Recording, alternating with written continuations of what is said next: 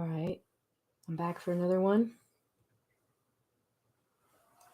I'm going to finish chapter 8 and start chapter 9.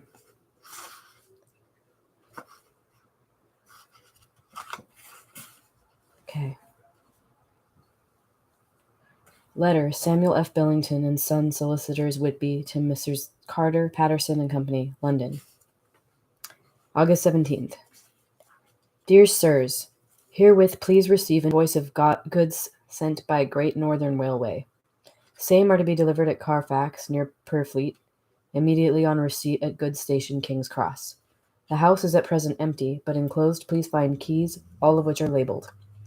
You will please deposit the boxes, 50 in number, which form the consignment, in the partially ruined building forming part of the house and marked A on rough diaphragm enclosed. Your agent will easily recognize the locality as it is the ancient chapel of the mansion. The goods leave by the train at 9:30 tonight and will be due at King's Cross at 4:30 tomorrow afternoon. As our client wishes the delivery made as soon as possible, we should be obliged by your having teams ready at King's Cross at the time named and forthwith conveying the goods to destination. In order to obviate any delays possible through any routine requirements as to payment in your departments, we enclose check herewith for £10, receipt of which please acknowledge. Should the charge be less than this amount, you can return balance. If greater, we shall at once send check for difference on hearing from you. You are to leave the keys on coming away in the main hall of the house, or the proprietor may get them on his entering the house by means of his duplicate key. Pray do not take us as exceeding the bounds of business courtesy in pressing you in all ways to use the utmost expedition. We are, dear sirs, faithfully yours, Samuel F. Billington and Son. Letter, Messrs. Carter, Patterson and Company, London, to Messrs. Billington and Son, Whitby. August 21st. Dear sirs, we beg to acknowledge £10 received and to return check of £1 17. I don't know what these letters stand for. Anyway, amount of overplus, as shown in receipted account herewith.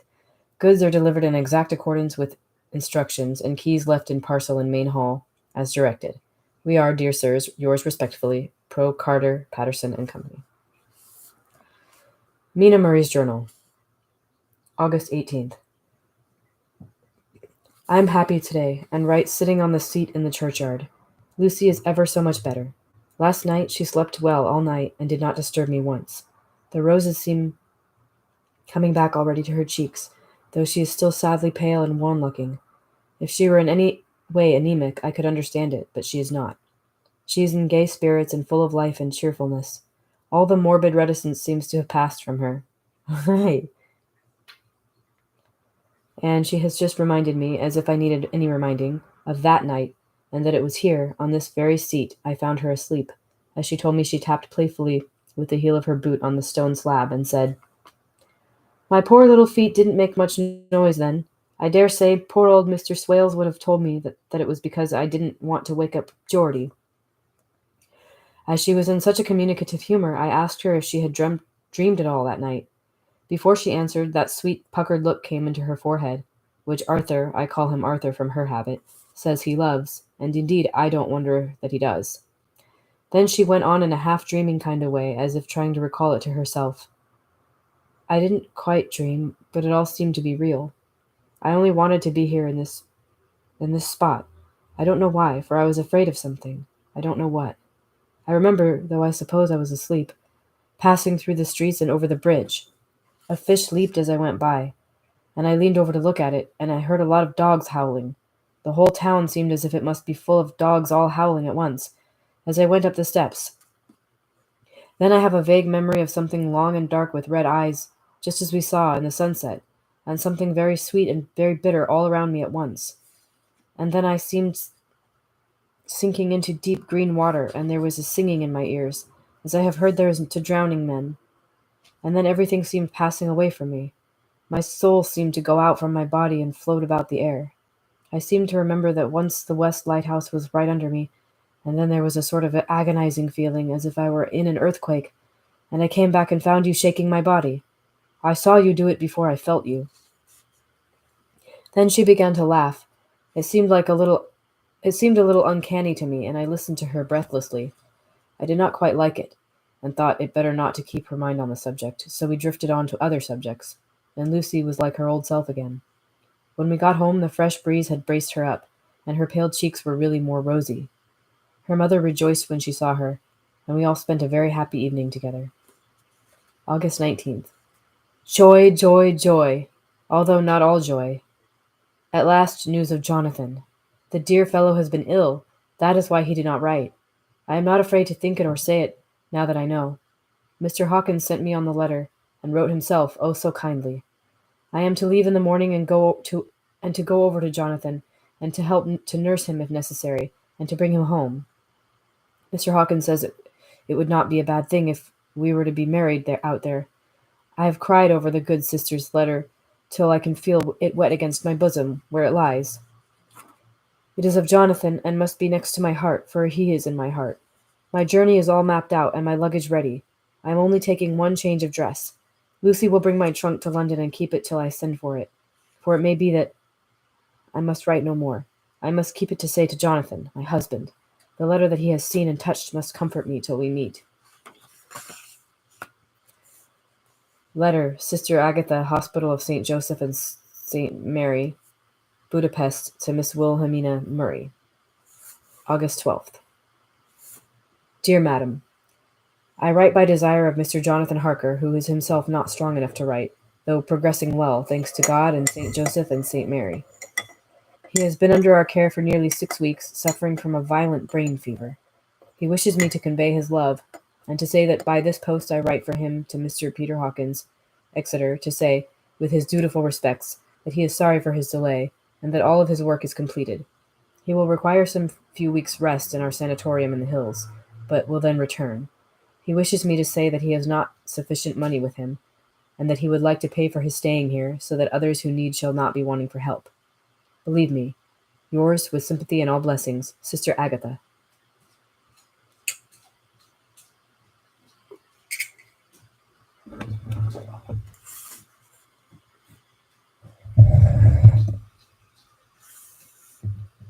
P.S. My patient being asleep, I open this to let you know something more. He has told me all about you, and that you are shortly to be his wife. All blessings to you both. He has had some fearful shock, so says our doctor, and in his delirium his ravings have been dreadful, of wolves and poison and blood, of ghosts and demons, and I fear to say of what. Be careful to him always, that there may be nothing to excite him of this kind for a long time to come. The traces of such an illness as his do not lightly die away. We should have written long ago, but we knew nothing of his friends, and there was on him nothing that anyone could understand. He came in the train from Klausenburg, and the guard was told by the station master here that he rushed into the station shouting for a ticket for home.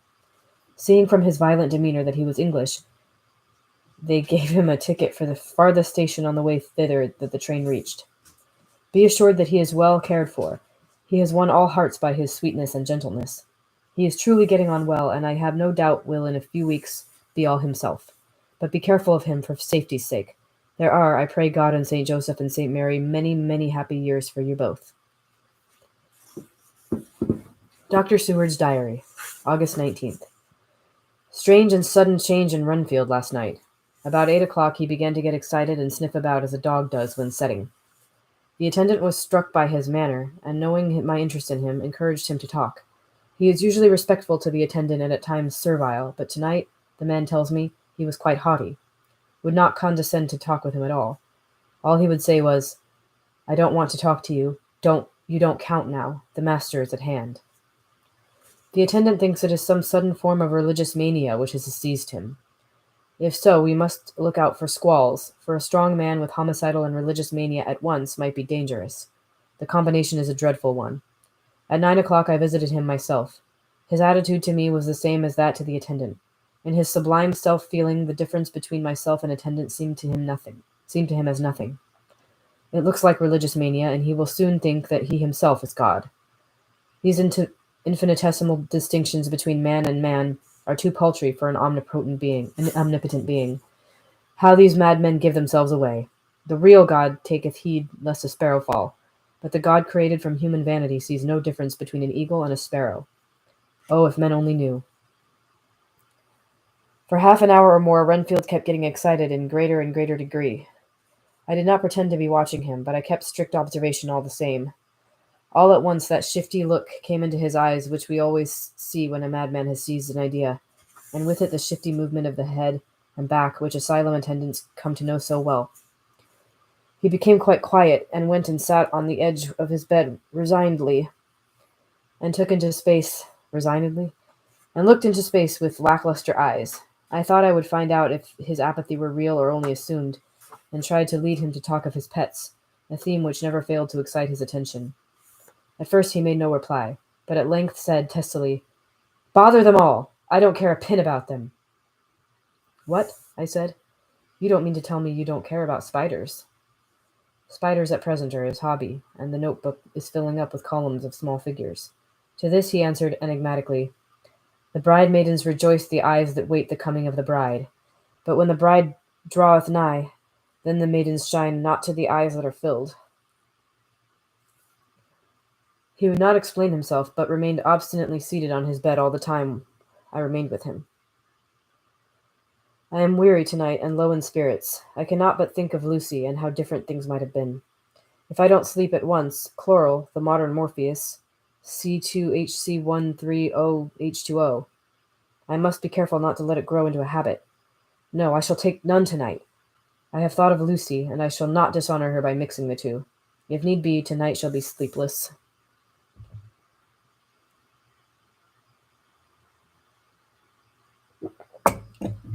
Glad I made the resolution, gladder that I kept to it. I had lain tossing about, and had heard the clock strike only twice, when the night watchman came to me, sent up from the ward, to say that Renfield had escaped. I threw on my clothes and ran down at once. My patient is too dangerous a person to be roaming about. Those ideas of his might work out dangerously with strangers. The attendant was waiting for me.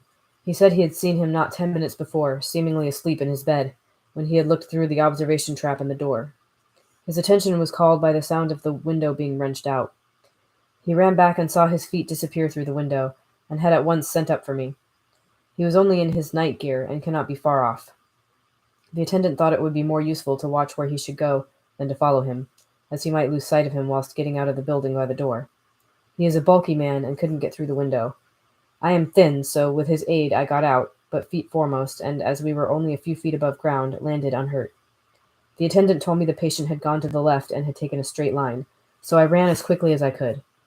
As I got through the belt of trees, I saw a white figure scale the high wall which separates our grounds from those of the deserted house.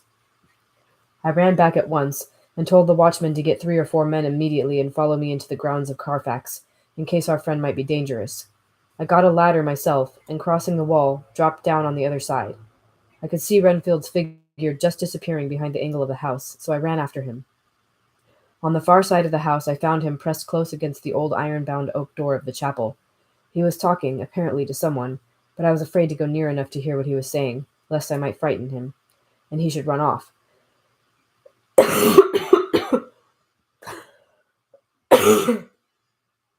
Chasing an errant swarm of bees is nothing to following a naked lunatic when the fit of escaping is upon him.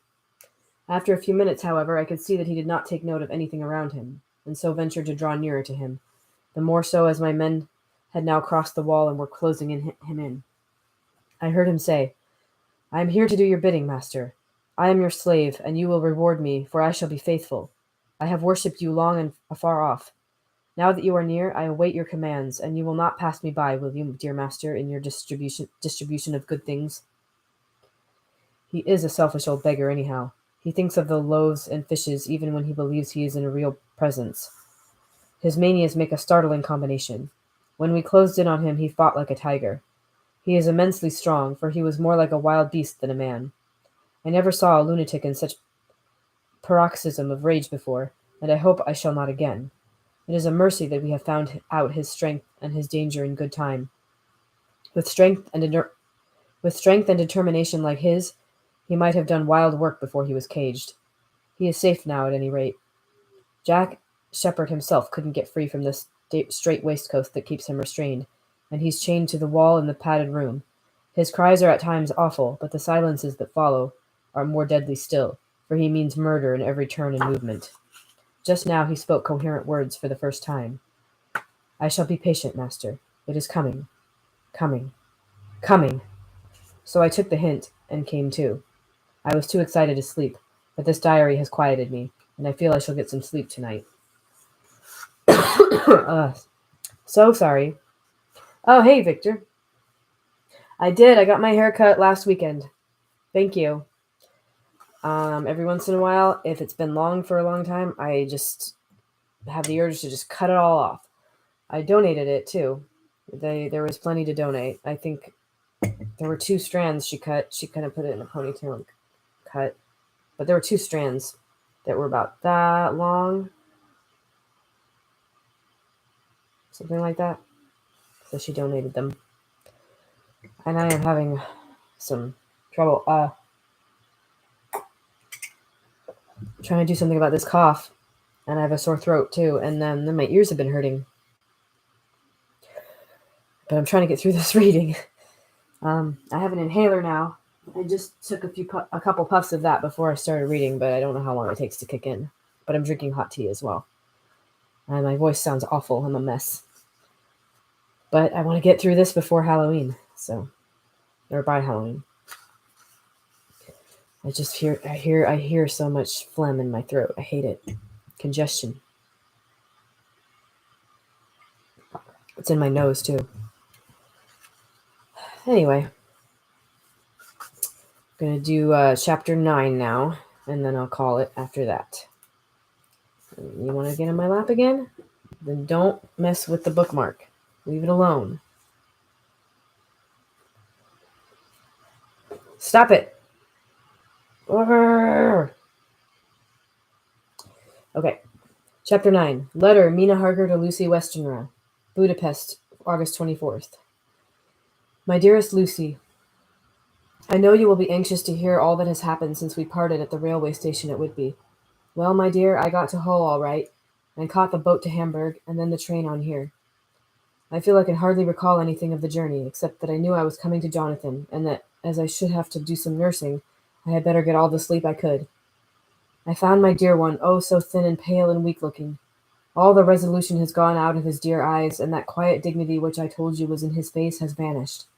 He is only a wreck of himself, and he does not remember anything that has happened to him for a long time past. At least he wants me to believe so, and I shall never ask. He has had some terrible shock, and I fear it might tax his poor brain if he were to try to recall it. Sister Agatha, who is a good creature and a born nurse, tells me that he raved of dreadful things whilst he was off his head. I wanted her to tell me what they were, but she would only cross herself and say she would never tell, that the ravings of the sick were the secrets of God, and that if a nurse through her vocation should hear them, she should respect her trust. She is a sweet, good soul, and the next day, when she saw I was troubled, she opened up the subject again, and after saying that she could never mention what my poor dear raved about, added, I can tell you this much, my dear, that it was not about anything which he has done wrong himself, and you, as his wife-to-be, have no cause to be concerned. He has not forgotten you or what he owes to you. His fear was of great and terrible things with which no mortal can treat of. I believe the dear soul thought I might be jealous lest my poor dear should have fallen in love with any other girl. The idea of my being jealous about Jonathan! And yet, my dear, let me whisper, I felt a thrill of joy through me when I knew that no other woman was a cause for trouble. I am now sitting by his bedside, where I can see his face while he sleeps. He is waking. When he woke, he asked me for his coat, as he wanted to get something from the pocket. I asked Sister Agatha, and she brought all his things. I saw that amongst them was his notebook, and was going to ask him to let me look at it, for I knew then that I might find some clues to his trouble. But I suppose he must have seen my wish in his eyes, for he sent me over to the window, saying he wanted to be quite alone for a moment. Then he called me back, and when I came he had his hand over the notebook, and he said to me very solemnly, Wilhelmina. I knew then that he was in deadly earnest, for he has never called me by that name since he asked me to marry him. You know, dear, my ideas of the trust between husband and wife. There should be no secret, no concealment. I have had a great shock, and when I try to think of what it is, I feel my head spin round, and I do not know if it was all real or the dreaming of a madman. You know I have bad brain fever. I have had bad... Okay. You know I have had brain fever, and that is to be mad. The secret is here, and I do not want to know it. I want to take up my life here with our marriage. For, my dear, we had decided to be married as soon as the formalities are complete. Are you willing, Wilhelmina, to share my ignorance? Here is the book. Take it and keep it. Read it if you will, but never let me know, unless indeed some solemn duty should come upon me to go back to the bitter hours, asleep or awake, sane or mad, recorded here. He fell back, exhausted, and I put the book under his pillow and kissed him. I have asked Sister Agatha to beg the Superior to let our wedding be this afternoon, and am waiting for her reply. She has come and told me that the chaplain of the English Mission Church has been sent for. We are to be married in an hour, or as soon after as Jonathan awakes. Lucy, the time has come and gone. I feel very solemn, but very, very happy. Jonathan woke a little after the hour, and all was ready, and he sat up in bed, propped up with pillows. He answered this, "I will," firmly and strongly. I could hardly speak. My heart was so full that even these words seemed to choke me. The dear sisters were so kind. Please God, I shall never, never forget them, nor the grave and sweet responsibilities I have taken upon me. I must tell you of my wedding present. When the chaplain and the sisters had left me alone with my husband, oh, Lucy, it is the first time I have written the words, my husband.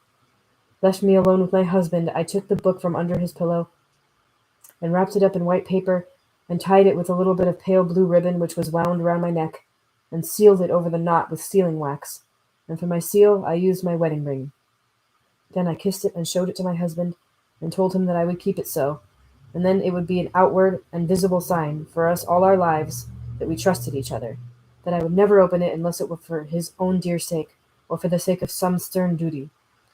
Then he took my hand in his, and oh, Lucy, it was the first time he took his wife's hand, and said that it was the dearest thing in all the wide world, and that he would go through all the past again to win it, if need be. The poor dear meant to have said a part of the past, but he could not think of time yet, and I shall not wonder if at first he mixes up not only the month, but the year. Well, my dear, what could I say? I could only tell him that I was the happiest woman in all the wide world, and that I had nothing to give him except myself, my life, and my trust, and that with these went my love and duty for all the days of my life. And, my dear, when he kissed me, and drew me to him with his poor weak hands, it was like a very solemn pledge between us. Lucy, dear, do you know why I tell you all this? It is not only because it is all sweet to me, but because you have been, and are, very dear to me. It was my privilege to be your friend and guide when you came from the schoolroom to prepare for the world of life. I want you to see now, and with eyes of a very happy wife, whither duty has led me, so that in your own married life you too may be all happy as I am. My dear, please Almighty God, your life may it be all it promises, a long day of sunshine, with no harsh wind, no forgetting duty, no distrust. I must not wish you no pain, for that can never be, but I do hope you will always be happy as I am now. Goodbye, my dear. I shall post this at once, and perhaps write you very soon again. I must stop, for Jonathan is waking. I must attend to my husband. Your ever-loving Mina Harker.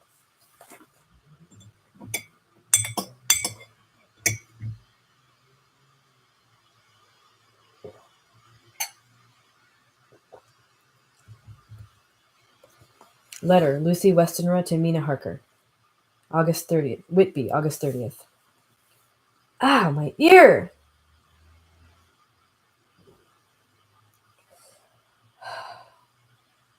There's like a stabbing pain in it. I was just at the doctor today, and he looked at it and said it looked perfectly fine. So I don't know what's going on. Sorry, it's just like I can't even think when that happens. I'm dying over here. Okay. Ow! My dearest Mina, oceans of love and millions of kisses, and may you soon be in your own home with your husband. I wish you could be coming home soon enough to stay with us here. The strong air would... Oh, God.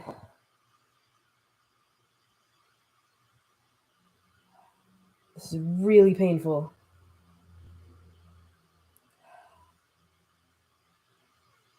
Jesus Christ. I literally feel like someone's stabbing my ear with like an ice pick.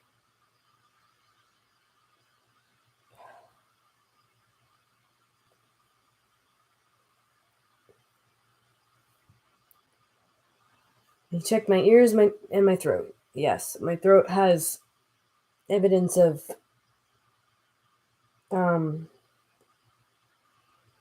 post-nasal drip or whatever, when the mucus drains back. He said you could tell by looking at it that that's been happening.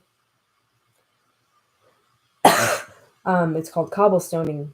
It just looks like I have cobblestones in the back of my throat. But my ears looked fine. My eardrums, he said, were perfectly fine. I don't know why I'm having this. Maybe just a random. Sometimes you get random pain for no reason, so maybe that's what that is.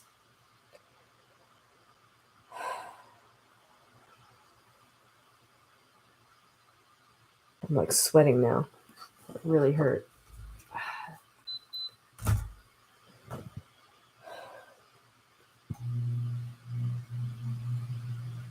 Still going. Eustachian tube, you mean?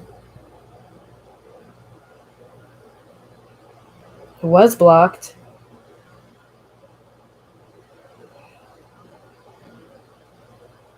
For like 2 weeks. And now it's finally not. Doesn't feel like it is anyway.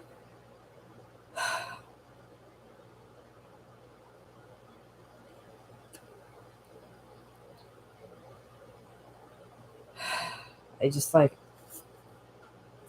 Oh my god. Okay, I'm just gonna try to read anyway. That's not gonna stop apparently. Okay, let me start over.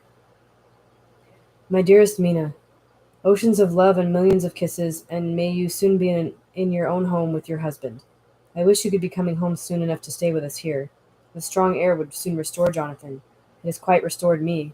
I have an appetite like a cormorant. I'm full of life, and sleep well. You will be glad to know that I have quite given up walking in my sleep. I think I have not stirred out of my bed for a week, that is, when I once got into it at night. Arthur says I am getting fat. By the way, I forgot to tell you that Arthur is here. We have such walks and drives and rides and rowing and tennis and fishing together, and I love him more than ever. He tells me that he loves me more, but I doubt that, for at first he told me that he couldn't love me more than he did then. But this is nonsense. There he is, calling to me. So no more just at present from your loving Lucy. P.S. Mother sends her love. She seems better, poor dear. P.P.S.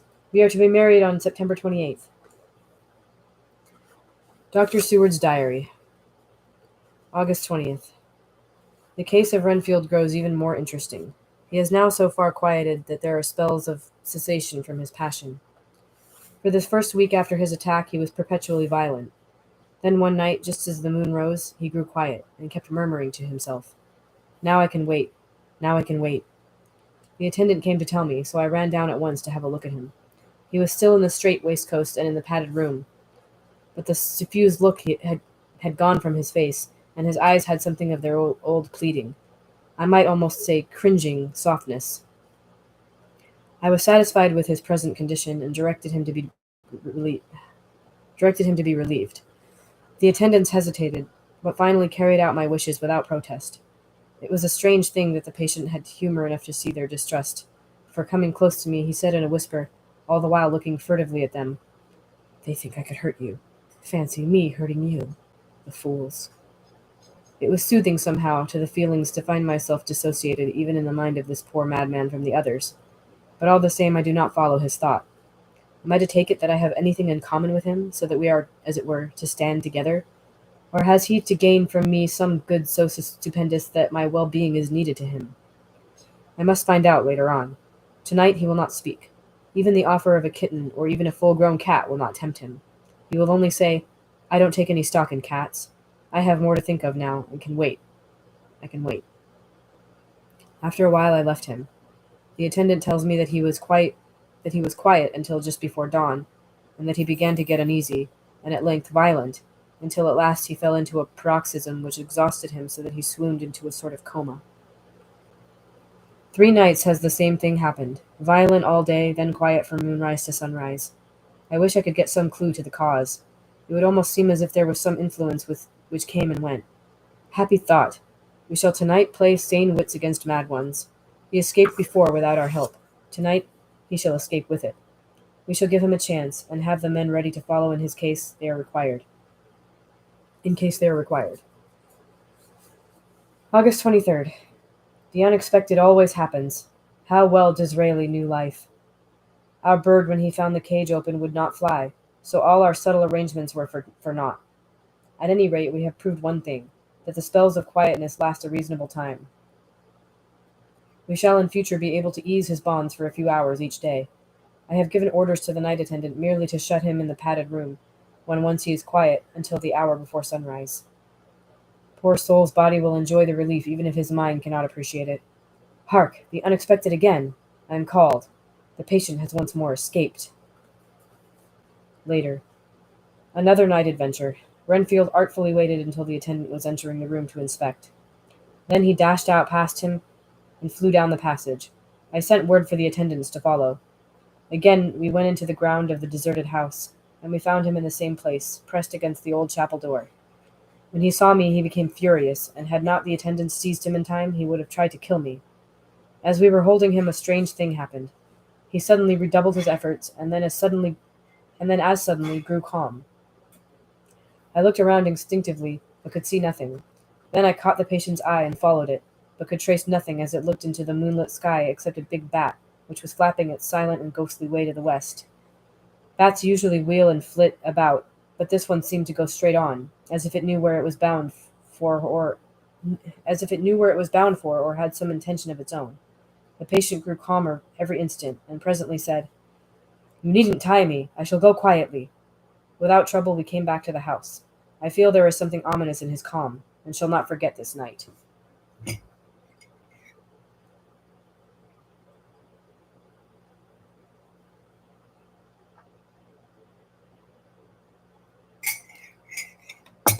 Man, I'm sorry that you have the same pain. It's awful. Why do our bodies hate us so much? Lucy Restonra's Diary. Hillingham, August 24th. I must imitate Mina and keep writing things down. Then we can have long talks when we do meet. I wonder when it will be. I wish she was here. I wish she were here with me again, for I feel so unhappy. Last night I seemed to be dreaming again just as I was at Whitby. Perhaps it is the change of air, or getting home again. It is all dark and horrid to me, for I can remember nothing, but when I am full of vague fear, and I feel so weak and worn out. When Arthur came to lunch he looked quite grieved when he saw me, and I hadn't the spirit to be cheerful. I wonder if I could sleep in Mother's room tonight. I shall make an excuse and try. August 25th. Another bad night. Mother did not seem to take to my proposal. She seems not too well herself, and doubtless, she fears to worry me. I tried to keep awake, and succeeded for a while, but when the clock struck 12 it waked me from a doze, so I must have been falling asleep. There was a sort of scratching or flapping at the window, but I did not mind it, and as I remember no more, I suppose I must have fallen asleep. More bad dreams. I wish I could remember them. This morning I am horribly weak. My face is ghastly pale, and my throat pains me. It must be something wrong with my lungs, for I don't seem ever to get air enough. I shall try to cheer up when Arthur comes, or else I know he will be miserable to see me so. Letter, Arthur Holmwood to Dr. Seward. Albemarle Hotel, August 31st. My dear Jack, I want you to do me a favor. Lucy is ill. That is, she has no special disease, but she looks awful, and is getting worse every day. I have asked her if there is any cause. I do not dare ask her mother, for to disturb the poor lady's mind about her daughter in her present state of health would be fatal. Mrs. Westenra has confided to me that her doom is spoken, disease of the heart, though poor Lucy does not know it yet. I am sure that there is something preying on my dear girl's mind. I am almost distracted when I think of her. To look at her gives me a pang. I told her I should ask you to see her, and though she demurred at first, I know why, old fellow, she finally consented. It will be a painful task for you, I know, old friend, but it is for her sake, and I must not hesitate to ask, or you to act. You are to come to lunch at Hillingham tomorrow, 2 o'clock, so as not to arouse any suspicion in Mrs. Westenra, and after lunch Lucy will take an opportunity of being alone with you. I shall come in for tea, and we can go away together. I am filled with anxiety and want to consult with you alone as soon as I can after you have seen her. Do not fail. Arthur. Telegram, Arthur Holmwood to Seward. September 1st. Am summoned to see my father, who is worse. Am writing. Write me fully by tonight's post to ring. Wire me if necessary. Letter from Dr. Seward to Arthur Holmwood, September 2nd. My dear old fellow, with regard to Miss Westenra's health, I hasten to let you know that at once that in my opinion there is not any functional disturbance or any malady that I know of. At the same time, I am not by any means satisfied with her appearance. She is woefully different from what she was when I saw her last. Of course, you must bear in mind that I did not have full opportunity of examinations such as I should wish. Our very friendship makes a little difficulty which not even medical science or custom can bridge over. I had better tell you exactly what happened, leaving you to draw, in a measure, your own conclusions. I shall then say what I have done and propose doing. I found Miss Westenra in seemingly gay spirits. Her mother was present, and in a few seconds I made up my mind that she was trying all she knew to mislead her mother and prevent her from being anxious. I have no doubt she guesses, if she does not know, what need of caution there is. We lunched alone, and as we all exerted ourselves to be cheerful, we got, as some kind of reward for our labors, some real cheerfulness amongst us. Then Mrs. Westenra went to lie down, and Lucy was left with me. We went into her boudoir, and until we got there her gaiety remained, for the servants were coming and going. As soon as the door was closed, however, the mask fell from her face, and she sank down into a chair with a great sigh, and hid her eyes with her hand. When I saw that her high spirits had failed, I at once took advantage of her reaction to make a diagnosis. She said to me very sweetly, "I cannot tell you how I loathe talking about myself." I reminded her that a doctor's confidence was sacred, but that you were grievously anxious about her. She caught on to my meaning at once, and settled that matter in a word. "Tell Arthur everything you choose. I do not care for myself, but all for him. So I am quite free." I could easily see that she was somewhat bloodless, but I could not see the usual anemic signs, and by a chance I was actually able to test the quality of her blood, for in opening a window which was stiff, a cord gave way, and she cut her hand slightly with broken glass. It was a slight matter in itself, but it gave me an evident chance, and I secured a few drops of the blood and have analyzed them. The qualitative analysis gives a quite normal condition, and shows, I should infer, in itself a vigorous state of health. In other physical matters I was quite satisfied that there is no need for anxiety, but as there must be a cause somewhere, I have come to the conclusion that it must be something mental. She complains of difficulty in breathing satisfactorily at times, and of heavy lethargic sleep, with dreams that frighten her, but regarding which she can remember nothing. She says that as a child she used to walk in her sleep, and that when in Whitby the habit came back, and that at once she walked out in the night and went to Eastcliff, where Miss Murray found her, but she assures me that of late the habit has not returned. I am in doubt, and so have done the best thing I know of. I have written to my old friend and master, Professor Van Helsing, of Amsterdam, who knows as much about obscure diseases as anyone in the world. I have asked him to come over, and as you told me that all things were to be at your charge, I have mentioned to him who you are and your relations to Miss Westenra. This, my dear fellow, is in obedience to your wishes, for I am only too proud and happy to do anything I can for her. Van Helsing would, I know, do anything for me for a personal reason. So no matter on what ground he comes, we must accept his wishes. He is a seemingly arbitrary man, but this is because he knows what he is talking about better than anyone else. He is a philosopher and a metaphysician, and one of the most advanced scientists of his day, and he has, I believe, an absolutely open mind. This, with an iron nerve, a temper of the ice-brook, an indomitable resolution, self-command, and toleration exalted from virtues to blessings, and the kindest and truest heart that beats, these form his equipment for the noble work that he is doing for mankind, work both in theory and practice, for his views are as wide as his all-embracing sympathy. I tell you these facts that you may know why I have such confidence in him. I have asked him to come at once. I shall see Miss Westenra tomorrow again. She is to meet me at the stores, so that I may not alarm her mother by too early a repetition of my call. Yours always, John Seward. So yeah, Van Helsing, I was just thinking, I know that's at least a movie. I know there's a movie Van Helsing. I know nothing about the lore of like this stuff. So I didn't realize Van Helsing was connected to Dracula, if that's the same Van Helsing. That's cool. I'm just like, this is me familiarizing myself with this story. And yeah, Van Helsing I haven't seen. I've just heard of it. Okay, letter, Abraham Van Helsing, MD, D, PH, D, oh my god, Lit, etc., etc., to Dr. Seward. That is quite a title. September 2nd. My good friend, when I have received your letter, I am already coming to you. By good fortune, I can leave just at once, without wrong to any of those who have trusted me. Were fortune other, then it were bad for those who have. Oh, God. Were fortune other, then it were bad for those who have trusted, for I come to my friend when he called me to aid those he holds dear. Tell your friend that when that time you sucked from my wound so swiftly the poison of the gangrene from that knife that our other friend, too nervous, let slip, you did more for him than he wants when he wants my aids, and you call for them than all his great fortune could do. This is a really hard book to read out loud. Jesus.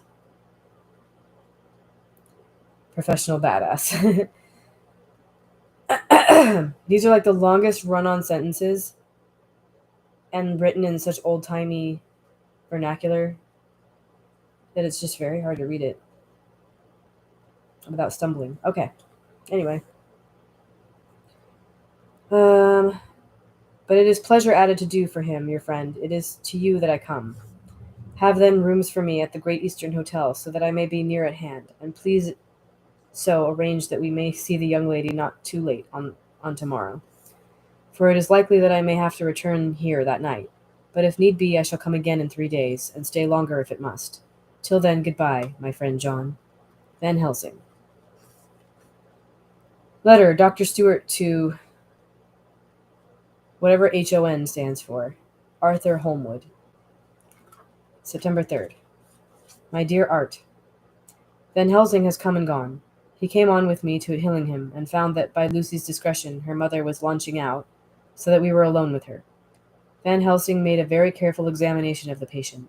He is to report to me, and I shall advise you, for of course I was not present all the time.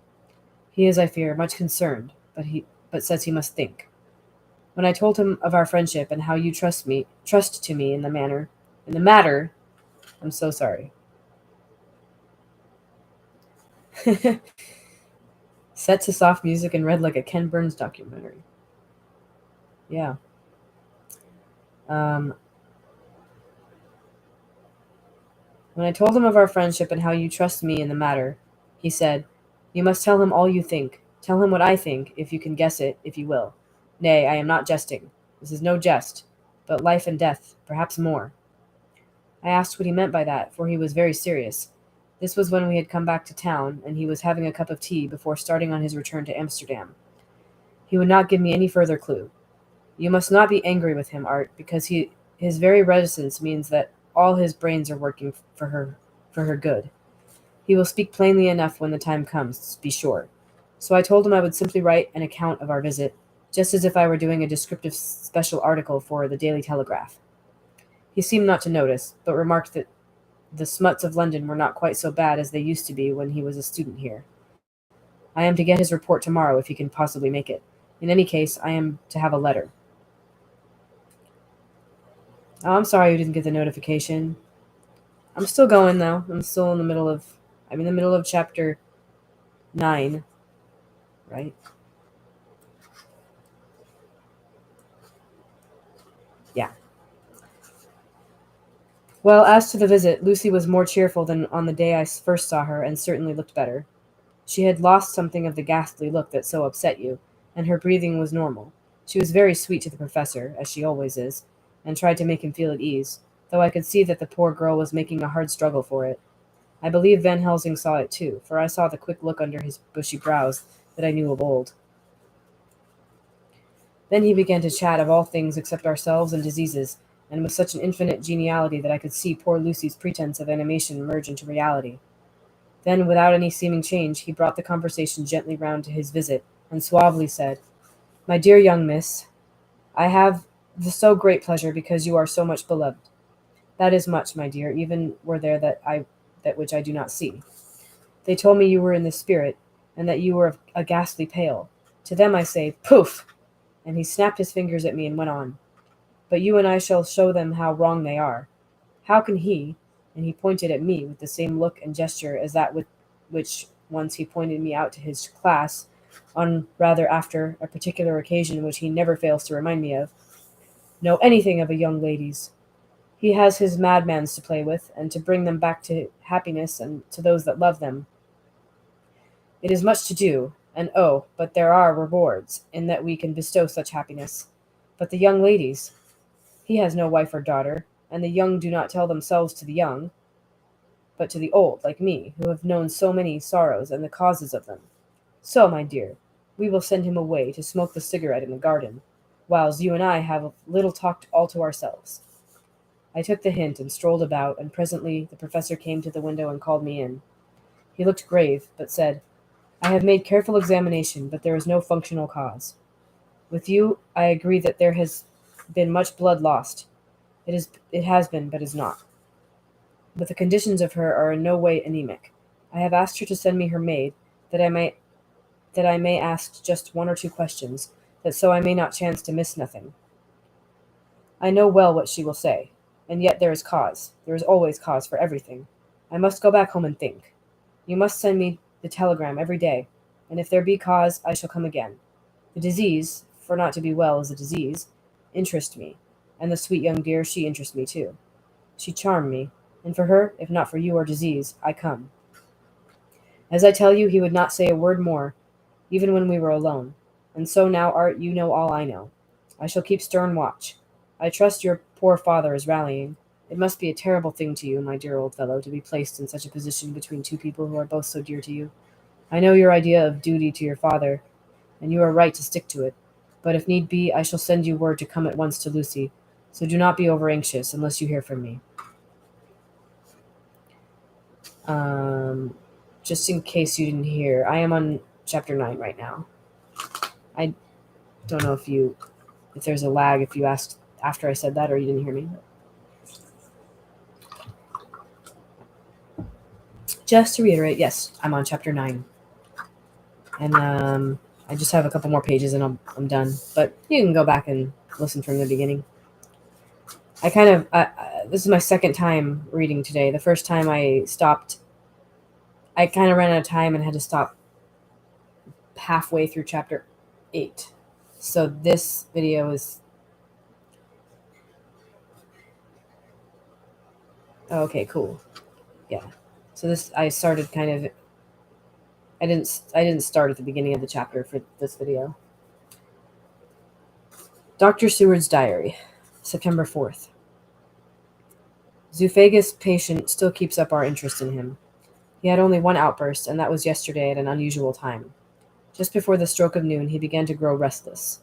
The attendant knew the symptoms, and at once summoned aid. Fortunately, the men came at a run, and were just in time, for at the stroke of noon he became so violent that it took all their strength to hold him. In about 5 minutes, however, he began to get more and more quiet, and finally sank into a sort of melancholy, in which state he has remained up to now. The attendant tells me that his screams whilst in the paroxysm were really appalling. I found my hands full when I got in, attending to some of the other patients who were frightened by him. Indeed, I can quite understand the effect, for the sounds disturbed even me, though I was some distance away. It is now after the dinner hour of the asylum, and as yet my patient sits in a corner brooding, with a dull, sullen, woebegone look in his face, which seems rather to indicate than to show something directly. I cannot quite understand it. Later. Another change in my patient. At 5 o'clock I looked in on him, and found him seemingly as happy and contented as he used to be. He was catching flies and eating them, and was keeping note of his capture by making nail marks on the edge of the door between the ridges of padding. When he saw me, he came over and apologized for his bad conduct, and asked me in a very humble, cringing way to be let back to his own room, and to have his notebook again. I thought it well to humor him, so he is back in his room, with the window open. He has the sugar of his tea spread out on the window sill, and is reaping quite a harvest of flies. He is not now eating them, but putting them in a box, as of old, and is already examining the corners of his room to find a spider. I tried to get him to talk about the past few days, for any clue of his thoughts would be of immense help to me, but he would not rise. For a moment or two he looked very sad, and said in a sort of far-away voice, as though saying it rather to himself than to me, "All over, all over. He has deserted me. No hope for me now, unless I do it myself." Then suddenly turning to me in a resolute way, he said, "Doctor, won't you be very good to me and let me have a little more sugar? I think it would be very good for me." "And the flies?" I said. "Yes, the flies like it too, and I like the flies. Therefore I like it." And there are people who know so little as to think that madmen do not argue. I procured him a double supply, and left him as happy as a man, I suppose, any in the world. I wish I could fathom his mind. Midnight. Another change in him. I had been to see Miss Westenra, whom I found much better, and had just returned, and was standing at our own gate looking at the sunset, when once more I heard him yelling. As his room is on this side of the house, I could hear it better than in the morning. It was a shock to me to turn from the wonderful smoky beauty of a sunset over London, with its lurid lights and inky shadows and all the marvelous tints that come on foul clouds, even as on foul water, and to realize all the grim sternness of my own cold stone building, with its wealth of breathing misery, and my own desolate heart to endure it all. I reached him just as the sun was going down, and from his window saw the red disk sink. As it sank, he became less and less frenzied, and just as it dipped, he slid from the hands that held him, an inert mass, on the floor. It is wonderful, however, what intellectual recuperative power lunatics have, for within a few minutes he stood up quite calmly and looked around him. I signaled to the attendants not to hold him, for I was anxious to see what he would do. He went on straight over to the window and brushed out the crumbs of sugar. Then he took his fly box and emptied it outside, and threw away the box. Then he shut the window, and crossing over, sat down on his bed. All this surprised me, so I asked him, "Are you not going to keep the flies any more?" "No," said he. "I am sick of all that rubbish. He certainly is a wonderfully interesting study. I wish I could get some glimpse of his mind, or of the cause of his sudden passion. Stop, there may be a clue after all, if we can find why today his paroxysms came on at high noon and at sunset. Can it be that there is a malign influence of the sun at periods which affects certain natures, as at times the moon does others? We shall see." Telegram, Seward, London, to Van Helsing, Amsterdam. September 4th. Patient still better today. Telegram, Seward, London, to Van Helsing, Amsterdam. September 5th. Patient greatly improved. Good appetite. Sleeps naturally. Good spirits. Color coming back. Telegram, Seward, London, to Van Helsing, Amsterdam. September 6th. Terrible change for the worse. Come at once. Do not lose an hour. I hold over telegram to Holmwood till have seen you. Sorry, I botched that. Okay, well, that's the end of that chapter. You get more flies with honey. Well, honey has sugar in it, so that's probably why. But that was chapter 9.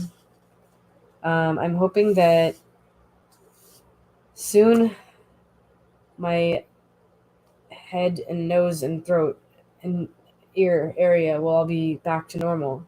I'm praying for that to happen any day now. Because right now I'm Anyway, thanks for bearing with that. I know I'm not reading my best right now, but I'm doing it anyway. And yeah, it was nice to have so many people live online in the chat tonight. Thanks for watching, and I think tomorrow I should have. I don't know what I'm doing tomorrow. Yes, you know what? I have a humidifier, and I'm gonna plug that in. It makes a lot of noise, so I wanted to wait till I was done with this. But yeah, my friend is letting me borrow a humidifier, and I'm gonna see if that works. But I did use the steam in the shower today, so there's that. But yeah, I've got a lot of stuff. I've got an inhaler. I've got allergy medication because it's supposedly allergies, but I don't have 100% proof yet.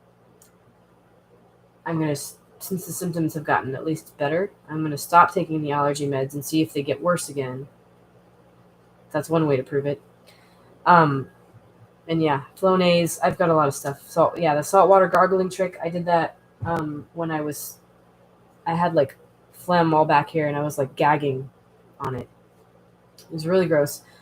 And I gargled salt water and it helped as I was doing it, but within a few minutes afterwards. And I did it a lot. I did it for 10 minutes or something.